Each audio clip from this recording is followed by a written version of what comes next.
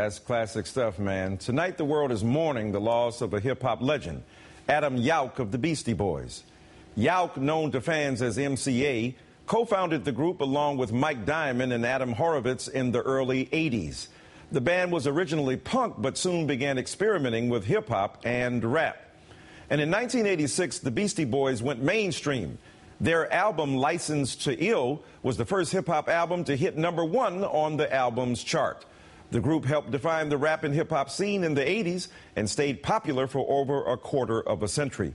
Yauch was diagnosed with cancer in 2009 and was unable to see his band get inducted into the Rock and Roll Hall of Fame just last month. Fellow Beastie Boys Ad Rock and Mike D read a letter from Yauch, which read in part, "I'd like to dedicate this to my brothers Adam and Mike.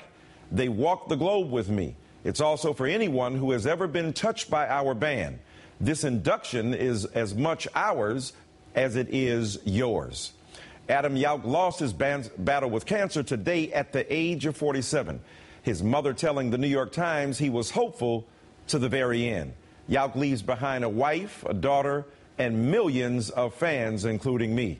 I'm joined by Dr. Scott Heath. He's a professor of African American literature and black popular culture at Georgia State University. Welcome to the show, my friend. Hi, Mike. How are you doing? I'm doing fine, my man, Scott. Look, this is a big loss for the music world, but give us a sense of just how huge it is.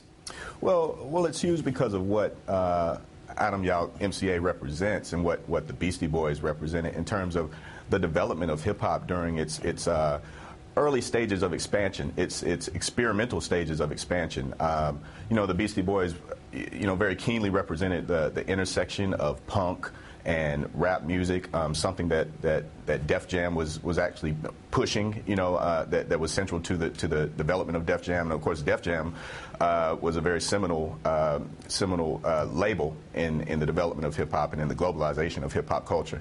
Sure.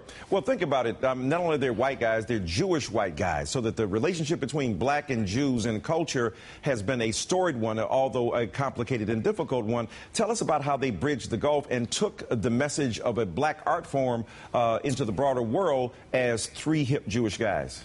Right. Well, three hip Jewish guys, three hip white guys who are working through a black-based genre. Again, I think the timing mattered a lot, but also their skill set, their acumen. I think that their excitement as artists, their enthusiasm as artists outstripped the criticism that they would receive for simply being white. Criticism that obviously other people working in the rap genre have experienced in recent years, still continue to experience sure, as non-black artists. But the Beastie Boys were important. Also because of what they were suggesting as a model for a generation who attaches itself to hip-hop culture. Adam Yauch himself was not just a rapper, he was also an artist and producer working across media. He was not just a rapper, but he was someone who was defining himself as a freedom activist. These are things that hip-hop artists 20 years later would be aspiring toward for themselves. Well, isn't it interesting? There was a big outpouring of condolences from elected officials today. Yet, as Talking Points memo points out, the Beastie Boys were a political punching bag in the 1980s. The Beastie Boys were one of the targets of Tipper Gore's Parents Music Resource Center, a committee of political spouses fighting obscenity. What kind of impact have the Beastie Boys had on pop culture over the past 25 years? We got 1 minute, but I know you can nail it. Well, right. They were targets simply because of their range of influence. If they're not influencing anybody, if nobody's hearing them, if nobody's seeing them, then nobody's going to care. But they were targeted largely because of their reach. They contributed very much to the diversification of hip hop's audience, to the globalization of hip hop culture itself. They literally took it around the world at a time that when hip hop was really deciding what it wanted to be. All right, Dr. Scott Heath, thank you so much for your time tonight. Thank you, Mike. That's The Ed Show. I'm Michael Eric Dyson, in for Ed Schultz. Don't forget, Ed will be a guest on HBO's Real Time with Bill Maher tonight at 10 p.m. Eastern.